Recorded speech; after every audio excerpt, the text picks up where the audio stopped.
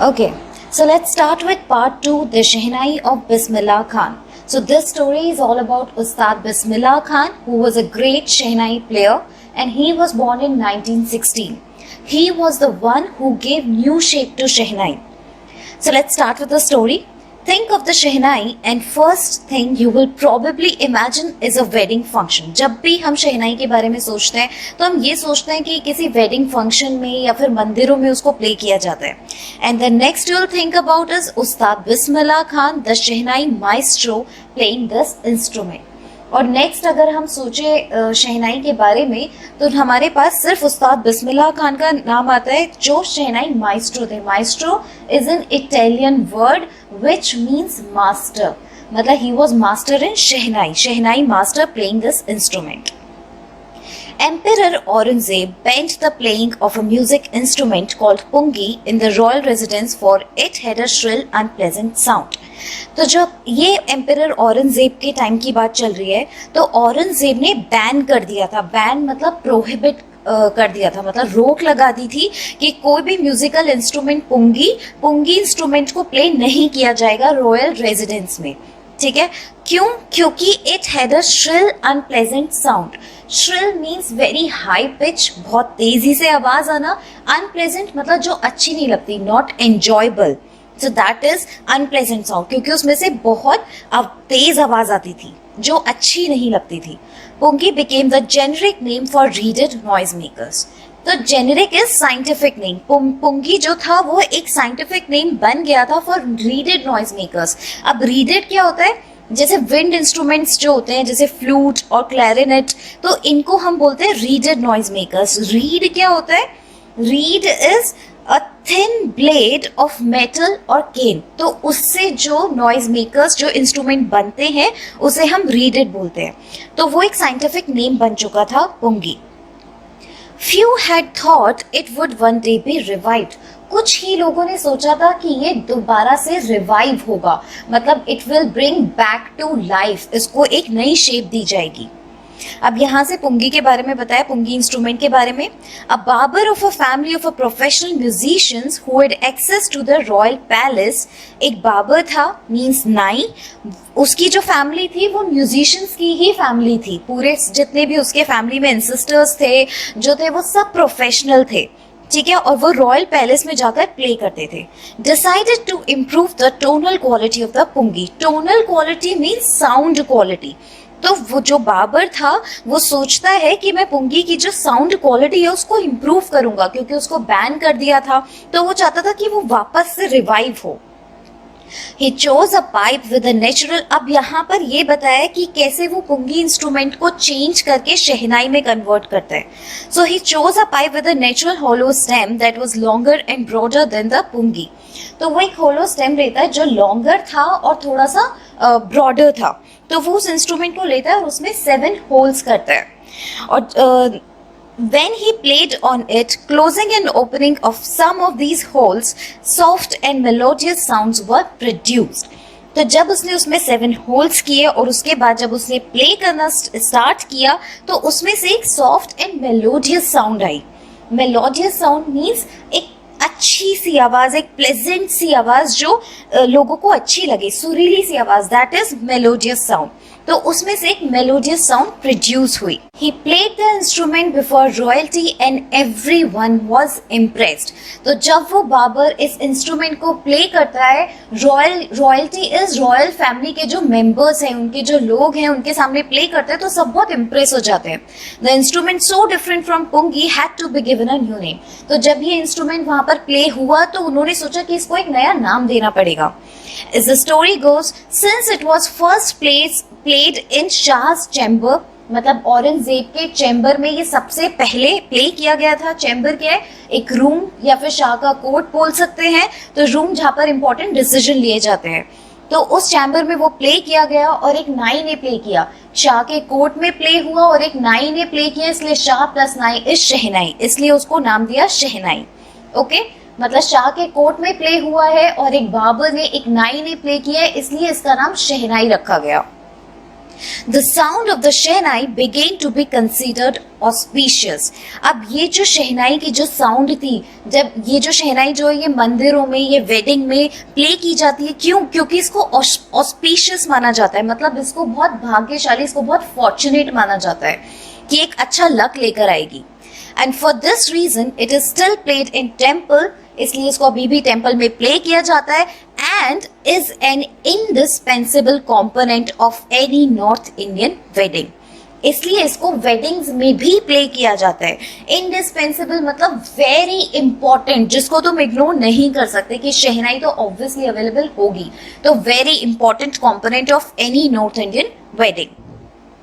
In the past, Shehnai was part of Nobat or traditional ensemble. This is ensemble of 9 instruments found at royal courts. तो पहले था, जब शाह का time था, औरंगजेब का टाइम था, तो उसमें जो रॉयल कोर्ट्स होते थे वहां पर 9 इंस्ट्रूमेंट्स प्ले किए जाते थे. तो ये जो 9 इंस्ट्रूमेंट्स थे, traditional ensemble, ensemble means group, traditional group of 9 instruments. तो 9 इंस्ट्रूमेंट्स का जो द शहनाई था वो एक पार्ट था. Shehnai was part of traditional ensemble of 9 instruments. Till recently, it was used only in temples and weddings. अभी तक वो सिर्फ temples और weddings में ही play किया जाता था. The credit for giving this instrument onto the classical stage goes to Ustad Bismillah Khan. मतलब शहनाई को बना दिया, उसको एक नया नाम दे दिया, उसके बाद भी उसको बहुत ज्यादा ऑस्पिशियस माना गया. ऑस्पिशियस मीन्स बहुत ज्यादा फॉर्चुनेट माना गया, बट उसको सिर्फ टेम्पल्स और वेडिंग्स में ही प्ले किया जाता था. पर जब उस्ताद बिस्मिल्लाह खान आए तो वो उसको एक क्लासिकल स्टेज पर लेकर आए और उसको वो वर्ल्ड वाइड फेमस हो. As a 5-year-old, Bismillah Khan played gilli danda near a pond in the ancient state of Dumrao in Bihar. So he was from Bihar and Dumraon is a city of Bihar.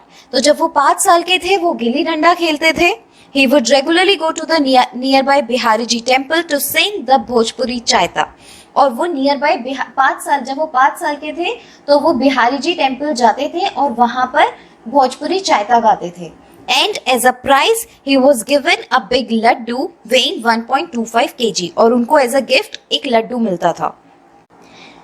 This happened 80 years ago and the little boy has traveled far to earn the highest civilian award in India. 80 years ago means now he is 85. जब उनको highest civilian award मिला तो वो 85 years के थे. The Bharat Ratna. Born on 21 March 1960, he was born on 1960. Bismillah belongs to a well-known family of musicians from Bihar. तो वो मतलब उनकी फैमिली के जो एंसेस्टर्स थे वो भी बहुत बड़े म्यूजिशियंस थे.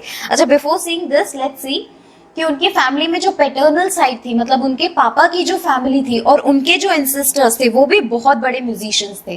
And they were from Bihar, मतलब उनकी पापा की जो साइड की जो फैमिली थी वो बिहार से थी, और मैटरनल मीन्स मदर की साइड की जो फैमिली थी that was from Banaras. Okay. His grandfather Rasool Bakhsh Khan was the Shehnai Nawaz of the Bhojpuri King's Court. और जो उनके ग्रैंडफादर थे रसूल बख्श खान, वो शहनाई नवाज थे भोजपुर किंग्स कोर्ट के. His father पैगंबर बख्श and the other paternal ancestors. तो ancestors means पूर्वज. तो बाकी जो paternal ancestors थे वो भी बहुत बड़े शहनाई प्लेयर थे. The young boy took to music early in life. वो बहुत ही जल्दी म्यूजिक को अपनी लाइफ में ले आते हैं. At the age of 3 when his mother took him to his maternal uncle's house in Banaras. जब वो 3 साल के थे वो बनारस जाते हैं अपनी, क्योंकि उनकी जो मैटरनल फैमिली जो है वो बनारस में है, तो वो अपनी मॉम के साथ बनारस जाते हैं. Maternal uncle house in Banaras, now Varanasi. Bismillah was fascinated. Fascinated means attracted. He was very attracted watching his uncle practice the शहनाई. तो जब वो अपने अंकल को देखते थे कि वो शहनाई प्ले कर रहे हैं, उसकी प्रैक्टिस कर रहे हैं, तो वो बहुत ज्यादा अट्रैक्ट होते थे. उनका मन करता था कि वो भी सीखे उसको. और he was just 3 years old. Soon Bismillah started accompanying his uncle. फिर वो accompanying means साथ देना, साथ जाना. तो वो बिस्मिल्लाह खान जो थे वो अपने अंकल के साथ जाते थे अली बख्श, उनके अंकल का नाम अली बख्श था, to the Vishnu temple of Banaras. तो वो 3 साल के विष्णु टेम्पल जाते थे. where Baksh was employed to play the शहनाई। और विष्णु टेम्पल में अली बख्श जो थे वो वहां पर शहनाई प्ले करते थे। Ali Baksh would play the shehnai and Bismillah would sit captivated for hours on end। अब वो विष्णु टेम्पल जाते थे जब उनके अंकल अली बख्श, तो वो वहां पर शहनाई प्ले करते थे और जो बिस्मिल्लाह खान थे वो उनको captivated means attracted. When you attract by something that is captivated, तो वो उसको घंटों उनको देखते रहते थे कि कितना अच्छा प्ले कर रहा है, मुझे भी प्ले करना है, in that way. Slowly he started getting lessons in playing the instrument। धीरे धीरे अपनी लाइफ में वो धीरे धीरे उनके लेसन्स लेने स्टार्ट करते हैं, शहनाई को अपनी लाइफ में इन्वॉल्व करते हैं। And would sit practising throughout the day, वो पूरे दिन वो शहनाई की प्रैक्टिस करते रहते थे। For years to come the temple of Balaji, Mangala Maiya and banks of Ganga river became the young apprentice favorite haunts where he could practice in solitude। Solitude means अकेले में, आराम से अकेले में। तो वो जो शहनाई है उसको प्रैक्टिस करते थे अकेले में, कहाँ पर? बालाजी, टेम्पल ऑफ बालाजी, मंगला मैया और बैंक्स इज किनारा, तो गंगा के किनारे। तो वो इन तीनों जगह पर वहां पर उसको प्रैक्टिस करते थे। And apprentice means trainee who works for money. The flowing water of Ganga inspired him to improvise। तो ये जो गंगा का जो पानी होता था वो उनको मतलब इंस्पायर करता था शहनाई में को चेंज लाने के लिए, उसको और अच्छा बनाने के लिए, उसको इम्प्रोवाइज करने के लिए। That's why he invent rags that were earlier considered to be beyond the range of the शहनाई। मतलब जो पहले शहनाई में कभी नहीं आया था, उन्होंने ऐसे ऐसे राग बनाए, ऐसा ऐसा इम्प्रोवाइज किया, क्योंकि जब वो गंगा के किनारे बैठते थे तो उनको वहां पर शांति मिलती थी और वहां पर वो उसको उस पर फोकस कर पाते थे। At the age of 14, Bismillah accompanied his uncle to the Allahabad Music Conference। So when he was of 14 years, तो वो Allahabad Music Conference में जाते हैं अपने अंकल अली बख्श के साथ। Accompany means accompany करना, मतलब साथ जाना। At the end of his recital, तो जब उनकी परफॉर्मेंस, recital is performance, तो जब उनकी परफॉर्मेंस खत्म होती है, उस्ताद फैयज Khan petted the young boys back। उस्ताद फैयज खान उनको पेट करते हैं, उनको थपथपाते हैं और बोलते हैं work hard and you shell make it. तो वो उनको बोलते हैं कि तुम अपनी लाइफ में हार्ड वर्क करो and you will make it, you will be a great shehnai player if you will work hard. With the opening of the All India Radio in Lucknow in 1938 came Bismillah's big break। और उनको अपनी life का सबसे बड़ा break मिलता है 1938 में, जब ऑल इंडिया रेडियो स्टार्ट होता है। He soon became an often heard shehnai player on radio। तो वो रेडियो पर शहनाई प्ले करते हैं और वो बहुत ज़्यादा फेमस हो जाते हैं। When India gained independence on 15th August 1947, जब इंडिया को आज़ादी मिलती है, इंडिपेंडेंस मिलती है 15th August 1947 में, Bismillah Khan became the first Indian to greet the nation with his शहनाई।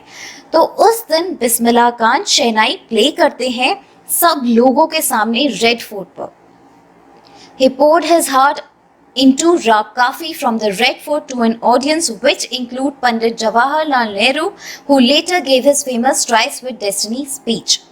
तो वो रेड फोर्ट पर पूरी ऑडियंस के सामने, जिसमें जवाहरलाल नेहरू भी थे, तो सबके सामने शहनाई प्ले करते हैं और सब लोग उनको बहुत ज़्यादा अप्रिशिएट करते हैं।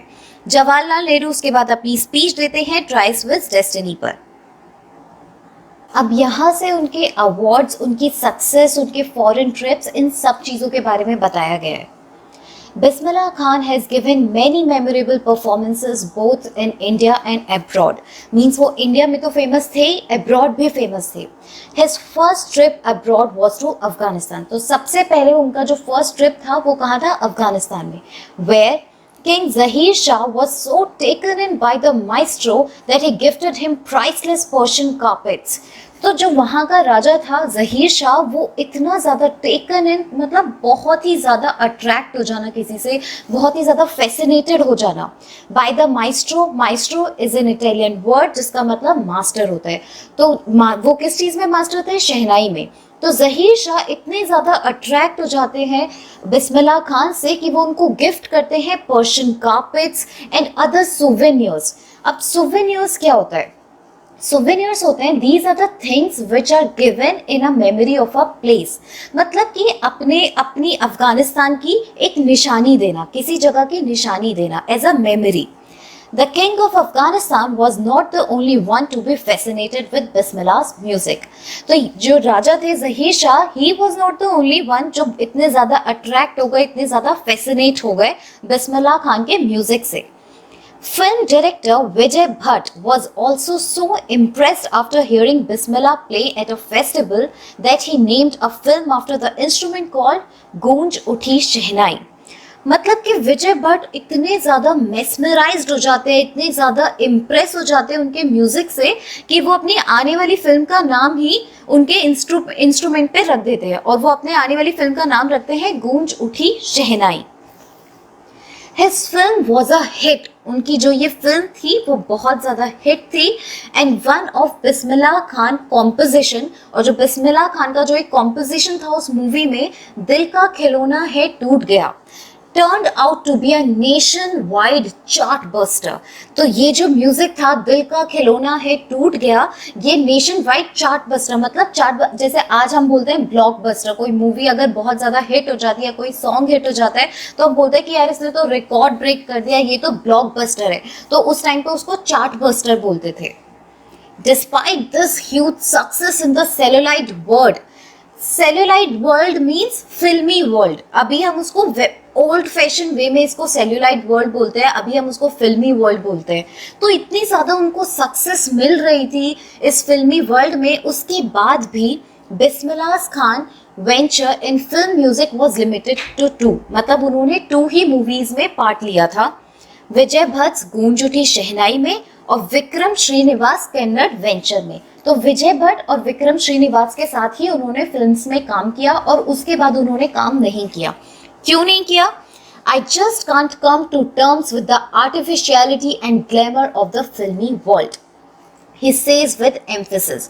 तो जब उनसे पूछा गया कि आपने सिर्फ इन 2 फिल्म्स में काम किया और आपको इतनी ज़्यादा सक्सेस मिल रही थी, फिर भी आपने काम क्यों नहीं किया, तो उन्हें बोला कि मुझे ना वहाँ का जो ये ग्लैमर है, मतलब ये जो अट्रैक्टिवनेस है, चार्मिंग जो क्वालिटी है, मुझे वो पसंद नहीं आई. वहाँ पर बहुत ज़्यादा आर्टिफिशियल है, नेचुरल कुछ भी नहीं है.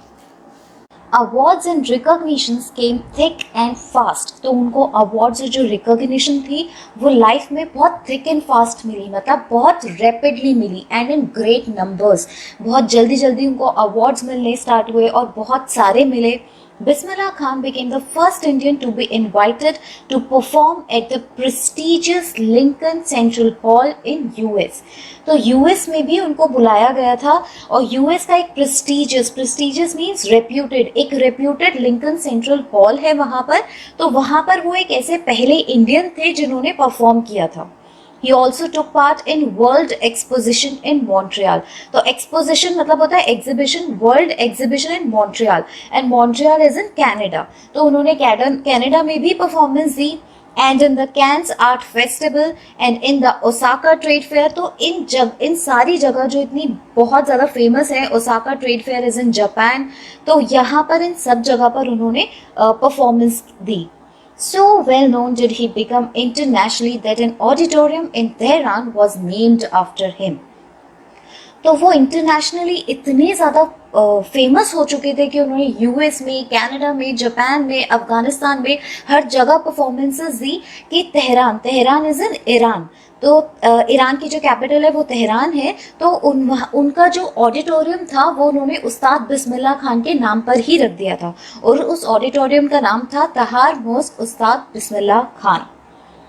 National awards like Padma Shri, Padma Bhushan, Padma Vibhushan were conferred on him. Conferred मतलब होता है किसी को अवार्ड देना, given, was given to him. तो उनको ये बड़े बड़े अवार्ड्स, पद्मा श्री, ये उन्हीं लोगों को मिलते हैं जो जिनमें बहुत बड़ा टैलेंट होता है, बहुत स्पेशल टैलेंट होता है.